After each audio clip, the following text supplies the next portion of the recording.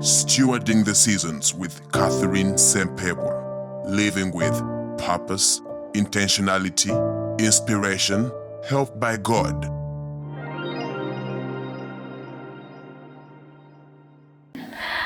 Hello everybody, welcome to Stewarding the Seasons. My name is Catherine Sempewa and I'm happy that you're here. I hope you have watched the previous 2 episodes that we've had with the lady here. And we hope that you're enjoying the episodes because we really are enjoying. And we hope that you're picking a thing or two that's helping you as you navigate your singlehood journey. So, yet again, please let's welcome Rina. Rina, tell us about yourself. Everything that you want us to know. And this time with your socials as well. Okay. Yeah. Hi everyone. Thank you again for having me on your channel. So my name is Rina Waligo. I am a design enthusiast on a journey to build multiple creative businesses from Uganda to the world. I run Pansy Paper Studio, which is a luxury stationery studio for wedding and event stationery. And I also do design consulting with Ibuno Design.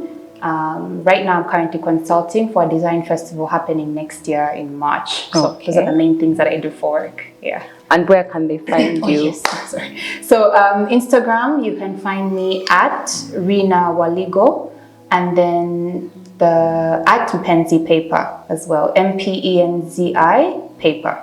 So if any of the single ladies here, or men really, ask you a question, are you quick to respond on Instagram?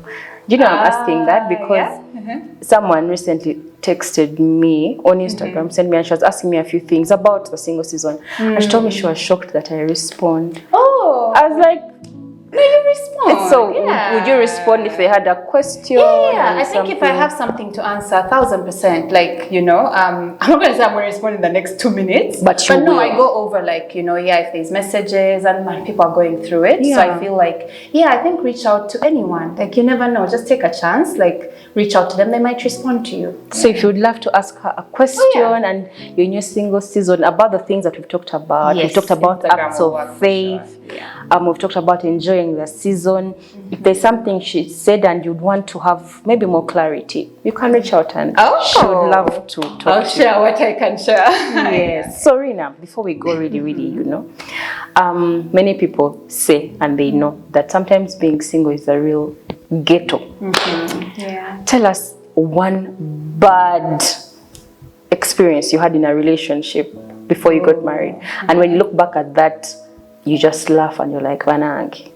A bad experience that I look back and laugh? And you're like, I went through this in this relationship. But, you know, those kinds of experiences that, from a past relationship. A bad experience. A bad experience. Dang. Okay, I don't think I've had that many like bad experiences in previous relationships, but I will talk about someone I spoke to right before I met my husband. Okay. So I had, in this whole walking by faith, I believed my husband was coming. So somebody's son, you know, reached out and in my mind in the beginning, I was like, oh, this must be the one because things align, right? God has said, and now the man has come. He wasn't the one, guys. So it wasn't a bad experience, but I did notice that, actually, 2 people I talked to before I met my husband, but for one of them, I realized that for both of them, I realized I had to change myself. Like, I didn't want to change myself, but the way the relationship was progressing, I saw that I may have to compromise on things that are very important to me in order to fit the relationship. And so I would call that a bad experience because I don't think you should be your inauthentic self, you know, with somebody. So one of them, I'll just speak about one. I think he was... I think I like stories. But anyway, so I knew that I needed to marry, I wanted to marry someone who understood me. Okay. Like, because being a creative, like a lot of times you're very misunderstood about a lot of things. Mm-hmm. And so I felt like I wanted to be with someone who would understand this side of myself and my personality and a lot of things. So this man kept saying that, like, I got you. Like, I'm not, like I'm not such a traditional man, you know. Like I think traditional men are beautiful, right? But I think there are some, like sometimes it can also go the extreme. Like there's extremes to everything. Yeah. So I think this was someone who they were actually not Ugandan, but they were saying that, yeah, you know me, I'm not traditional. Like I want my wife to, you know, do all these things. But then the more we talk, like sometimes there are practical examples that this person would give, and he's like, because I think in their culture, there's something about, I think when the men are speaking, like you can't speak. Why did the high pitch? And again, me, I'm not gonna like, I can't go into the culture nuances. But I think this is like deep in the village, which, if I don't have to say anything, let me not say. But now I was like, sometimes you want to say something. But I was like, but where is this principle applying? Like, is it, you know, like, anyway, so there was just small things that he would bring up like that. And so I thought like, there were examples like, yeah, I think in our home, like my wife should have, he said, well, anyway, he was just like, sometimes when you start talking to someone, you find out that the person they are presenting and the person they actually are two different people. Yeah. So I would say it was a bad experience because I realized like to fit with this person, I was like, sometimes I wanted to speak my mind, but then I just wouldn't. Or sometimes I would want to do something and then I catch myself like, you know, and so I noticed that, I don't think that's going to be a relationship for me. Like if I have to change things that are very like values for me and core to me in order to fit this relationship, it wasn't worth it. So I think, it was like a very bad experience, but I noticed that I would have to change myself to fit with these people. And I didn't face that with my partner now. Like it was just, he took all the madness. So, and it's flowing. Yes. Everything is just natural. So I'd say that was that. And so now I laugh because I was like, there is no way I could have not been my authentic self. But sometimes we do that, right? Like we jump into these marriages. And by the way, if you're looking for a red flag, if you find that you have to overchange, overbend, hide who you truly are. Sometimes because there's a place for compromise, which is okay, both of you compromise, but there are times when you realize that it's too much. Now you're real changing your personality, right? Like you like your faith and you like to pray. This guy doesn't want to pray. Yeah. How are we gonna proceed? Yeah, you can't. Yeah, so okay. You know, that's not even a bad experience because but it could have been. Stories that me if I ever come here and I tell you bad experiences, I think you will not believe it. But I also not dated that much, maybe. Let me tell you, you can date one person and they show you. Yeah, true. They will show you. It just takes one person. Yeah. Me, I won't say my bad experience because when I start, people will even cry. Anyway, so today, guys, we're going to talk about contentment. And I find like it's one of those delicate dances. I mean, they're telling you be content, but you want to get married. You're like, how do I be content? And then again, I want to get married. So I want to talk about, and yet you have to be content. Yeah. So I want to talk about contentment in the single season. Why it looks like it's something that I've always wanted to talk about. But like I told you, I felt like something kept stopping me from talking about it until I met you and we had a lot of conversation. Yeah. Wow. And I was like, Rina can talk about contentment. And I would like us to read a scripture before we go there. Philippians chapter 4, verse 12. Paul was saying, I know what it is to be in need and what it is to have more than enough. I have learned this secret, and the secret was being satisfied with what he has, so that anywhere, at any time, I am content, whether I am full or hungry, whether I have too much or too little. So Paul started this portion, actually verse 11, he talks about him. He has learned to be satisfied with what he has. And what I learned from this is that contentment is actually learned. When he spoke this, it's a hard question that you can learn. So Rina, tell us, what does contentment look like in a single season, yet you really, really want to get married? I think, speaking from my own experience, I think sometimes contentment, sometimes that thing is brought in a way like you should just stop desiring marriage and now you no longer care and you don't even need that. Like, I think sometimes it's like people say it as if you desire marriage, you're wrong, or that if you're now content, it means you no longer desire marriage, which I don't think is the case. At least it wasn't for me. Like being content did not take away the desire, for that season.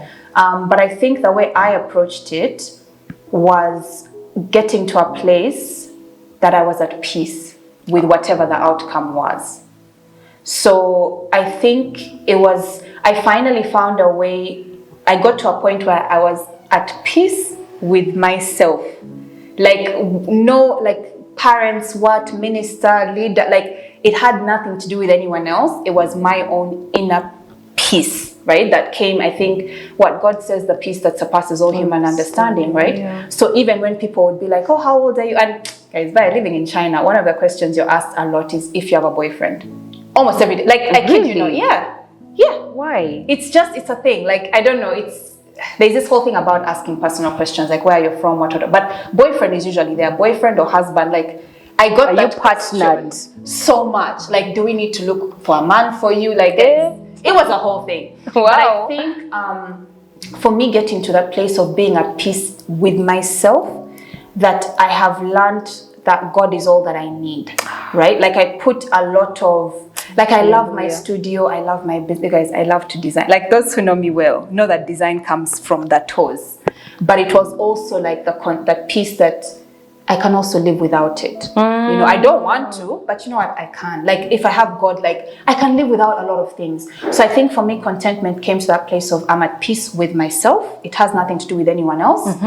And it also just came with yes, I desire marriage, but my desire for marriage is not taking my eyes off the king.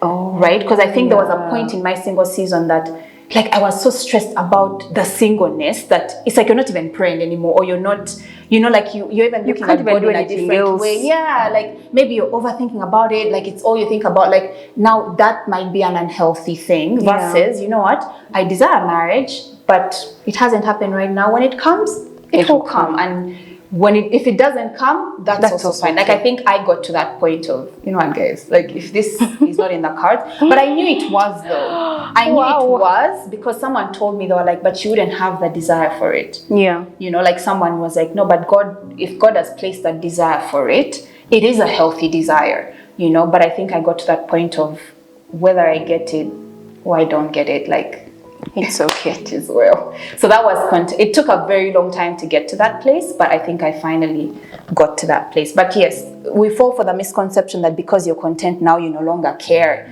No, that's just not true. You care, just that if it comes, well and good. If it doesn't, you'll still be okay. And I think your eyes are also fixed on the Father, you know, versus fixed on maybe trying to make it happen for yourself and trying to manipulate things and all those things. So yeah, that's what it looked like for me personally. I love that you've shared, and she shared that she was okay whether marriage came or not. Yeah. And I also reached that point in my life. And it's not because you've stopped believing, it's not because you don't want it, but there's just that peace in your heart. You're like, if it comes, well, if it doesn't, most importantly, I have God. And I find that many times when you reach, and the truth is, okay, my experience, when you reach that point and truthfully, honestly, you're content, the miracle is not far. That's for me, and anything that I've pursued in life, the point where I reach and I'm like, whether I have it or not, I'm okay, and I'm genuinely okay. That thing usually comes even faster than... a lot of people told me that. They're like, when you stop caring, now you'll get it. Like, at first I was like, guys. Are you like, how can I not be on this matter? How can I... People be like, how can I not be? How can I not think about it? But the moment you really just relax and you're like, God, let me do me. Let me do my part. Let me grow, personal development. Let me heal. Yes, I think there are a lot of things. If it doesn't come, let me do what I can on my end. Yes, a lot of things come with that, because some people will make God out to seem like, oh, you settled for God. Like, okay, now you failed to get, so I'm like, God is enough for me. We're not saying it enough. Fine, then God is enough. You get, because there's also a thin line, right? Like, it's almost like, man, like, things have failed and now Christ is all that I need. No, like, guys.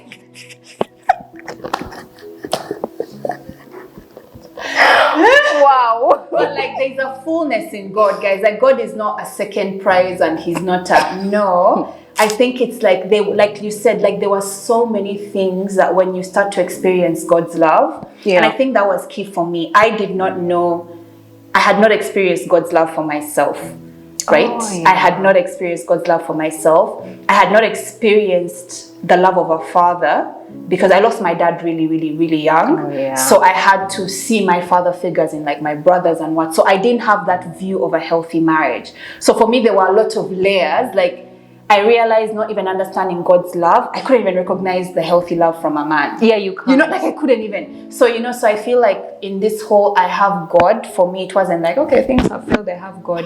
No, it was, I think God became so much more than I thought he was, that now when I started to recognize and experience his love, I could now even recognize the healthy love from a partner. That's deep. You know, which I couldn't even see before. Yeah. You know, because Hollywood makes toxicity look, you know, nice. Enticing. Yeah. Yeah, but anyway. So, why is it important? Yeah. Do you know why I'm laughing? Every time we say that, many times when we say that we love God, people feel like we've given up on life. They do. They're like, we're biganya. Now you're like saying we love God. Anyway. Like a consolation. Yes. That's the word I was trying that's to find. not Consolation. it. It's not it, yeah. Anyway, so why is it important for the ladies and gentlemen out there to be content? That's one. And then also, what are some of the things that make us not to be content? Okay. The things that can take away your contentment, if I look back on what I was doing, I think comparison as well. Luckily, God took me through a lot of things, but those small periods where you know, like you look at someone else's life and it looks, you know, the grass looks greener on the other side, you know, which you don't really know what people are going through. Oh, yeah. So, yes, I think comparison can keep you from contentment because you always, somehow you feel delayed in life, you know, so comparison. I think also I put myself on so much pressure, not necessarily marriage, but just in general, like career, because I felt very delayed. Like I said, I got into my career very, like much later in life, like I didn't study it and whatever. So I kind of felt like I had to catch up, like I missed, there is you know, no time. Learned all the days, no time. So I think sometimes, like it's good to have plans for your life, but sometimes we over plan that now, like you hold your plans so tightly and it's like, if I'm not married by 26, so, like if I don't have that child by 28. So I think plans are beautiful, but if your plans take you away from the eyes of the Father, and if your plans get to a point of you're not even healthy now you're stressed because in your mind you said you should be married by 26, now you're 32. So now your life is falling apart, but is it? No, it's not, but you've built this thing in your head. So I think for me personally, comparison and making so many like pressure, like I have to do this and this and this by this and this and this. Now I just, guys, one day at a time. Yes, so that. And then why you should enjoy, why you should be content? Yes. I think why it helped me being content, and even my partner, my husband said this, like he said when he met me, he felt like I didn't need him. Which, okay, it feels not like, I mean, I feel like we need our husbands, but I feel like, but he said it in a way that he was like, you are okay. Like, it's like, that's how it's like supposed you to knew, be. like, you guys, I was okay. That's how it's supposed like, to be. I felt like I wanted to be two complete and whole individuals coming together. Yeah. There was no, please, he's coming to fix my trauma and my baggage and my whatever. So I feel like when he said that, he found me in a state of contentment. And that's right. good. And yes, and so him coming into my life and everything, like we're just complementing each other and building something beautiful. It's not like you found me. Yes, a weight. You're pulling him down. Yes. So I feel like it helped me in that way, that even I think he found it more attractive to pursue me because it was like, I mean, I desire marriage and I desire this, but I'm also okay. Yeah. Like, you know, this has to be something that's also worth my while because we have lives to build. So that's how it helped me to even recognize when I was ready for love and to have an aura and an attitude of someone who was healed, that I was even attractive to my husband. Do you know, they keep talking about high value women, and one of you know, like. Oh, I've heard high value talk men about a lot, actually. People talk about high value women, but I feel like one of the things that also makes someone of high value is contentment. Like you said, he met you and you are okay. Like you're not dying, you're not desperate, you're not. It gives you a certain price. It attaches a certain price, and you told me that he really, really wanted to marry you, right? Oh, and he was. The man knew why he was there. Yeah, so I feel like that also explains it. It's like this chick, she's a keeper. Like he feels like if I don't take this home, it's my loss. Oh. Like this chick is complete, she's content, she's okay. Right, that is very attractive. Like when you find someone, even if it's a workplace and you find like workmates who are, there's a way they look attractive in your eyes. Maybe not sexually really, but like you're like, wow. Yeah, admire contentment. That. You're like, wow. Yeah. Because usually it gives people a sense of where you've reached. Sometimes not really, but you're okay. You're okay. You're okay. I feel like that makes someone a high value woman. I think the last thing for contentment that I did actively, I learned to celebrate other people's wins. Yeah. You guys, there's something about your friend coming and telling you she's engaged, and you're genuinely happy. Like you're just like, let's do this. Like you're there, you do all the things you need to do. Like I learned how to celebrate. You know, because sometimes some people go through that, like maybe your friends get engaged and you want to be happy, but you're struggling, you know, or some people are just intentionally cruel, but sometimes you really want to be happy, but you're going through your own singleness struggle. But I feel like also learning contentment and being patient helped me to really celebrate them. Like when they got married, when they got babies, when they did this, and it was beautiful because when my time came, they could do the same for you, you know. So yeah, I learned to celebrate like people as well in that time. So on comparison, before we go to the next point, I remember I feel like I was among the last people to get married in my circle. Wow. Like there are people that I knew or friends. What age did you get married? 29. Okay. And you were like the last? People got married. Hi, people got married. Right now some have 2 kids. But you get that gist. Sometimes you can be like, oh, why not me? Why not me? God, why not me? But contentment and being celebrated. Me, I used to celebrate. I would go for the parties. I would give. I would eat. And I like party food. I would really just be happy for them. And so it's important. So lastly, practical ways of exercising and growing into contentment. Oh, that was what I want to say. Celebrating people. So I'll say that would be the first point.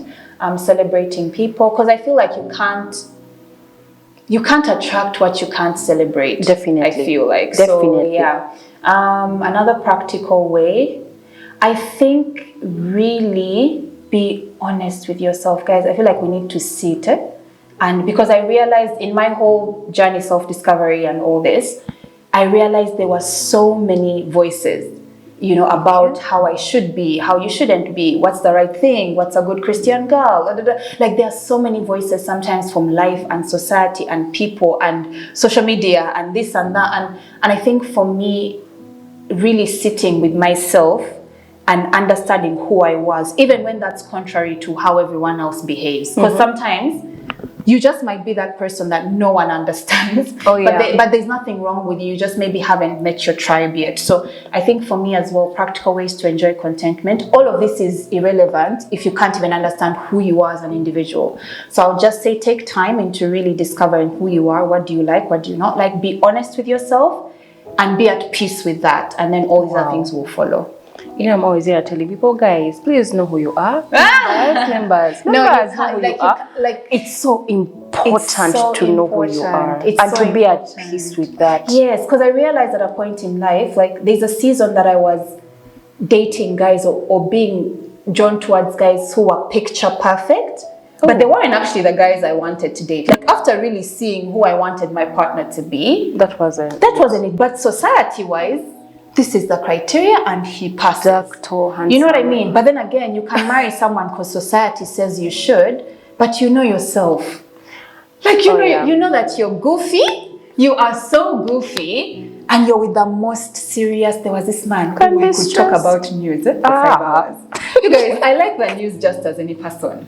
But I got to a point, madam, and I said, okay, guys, We have toured Europe, and now we have gone to Asia. We have watched all the CNN, it's over. Al Jazeera, it's over. Yeah, so sometimes it's even small things like that. But yeah, just really be honest with yourself, figure out who you are, and learn to celebrate others as well. Wow.